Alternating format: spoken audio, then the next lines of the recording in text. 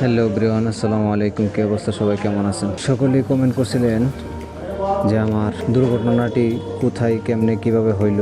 তো আসলে আমার দুর্ঘটনাটি হয় আমি যখন ব্রাহ্মণবাড়িয়া বিশ্বরোড থেকে কিশোরগঞ্জ যাওয়ার নিয়ত করি। তো আমি বিশ্বরোড পার হয়ে যখন আশুগঞ্জ পার হয়ে মেঘনা নদীর উপরে উঠি, মেঘনা নদীর উপরে ওঠার পর ভৈরব ঢোকার আগে মেঘনা নদী ব্রিজ পার হয়ে যখন আমি যাই ব্রিজের ওই মাথায়, তখন বাইকের স্পিড তুলতে গিয়ে আমি নিয়ন্ত্রণ হারাই। তো এক পর্যায়ে আমি নিয়ন্ত্রণ হারিয়ে একদম রাস্তার সাইডে চলে যাই।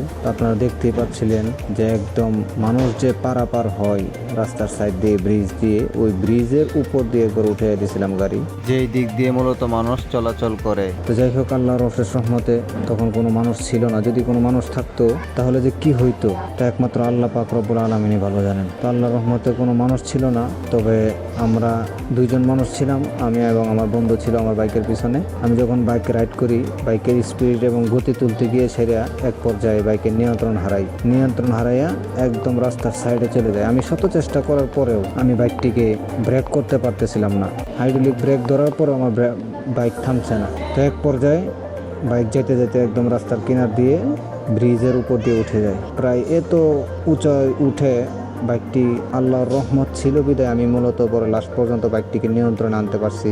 আর আল্লাহর অশেষ রহমতে কোনো বড় ধরনের দুর্ঘটনা ঘটে নাই। তো গাইস, আমার মূলত আগের ভিডিওর যে মূল কাহিনীটা, এটা আমি আপনাদেরকে বিস্তারিত বললাম। এটা মূলত হয়েছিল মেঘনা নদীর উপর ভৈরব ব্রিজে। আমি যখন রুট পার হই তখন এই ঘটনাটি ঘটে।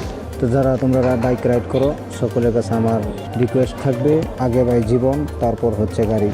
তো সকলেই আগে নিজের জীবনের দিকে তাকাইবা, এরপরে বাইক রাইড করবা।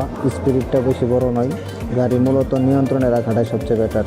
তো আলহামদুলিল্লাহ, আমি অবশেষে আমার বাইকটিকে নিয়ন্ত্রণ করতে পারছি এবং বড় ধরনের দুর্ঘটনা থেকে আল্লাহ আমাকে হেফাজত করছেন। যারা রাইড করেন ভাইয়েরা, সকলে একটু সাবধানে চালাবেন। আমার জন্য সকলে দোয়া করবেন, আল্লাহ যেন সবসময় সহি সালামতে এবং নিজ রহমত এবং কুদরত দ্বারা আমাকে হেফাজত করেন। এই ছিল মূলত আমার দুর্ঘটনাটার কাহিনী।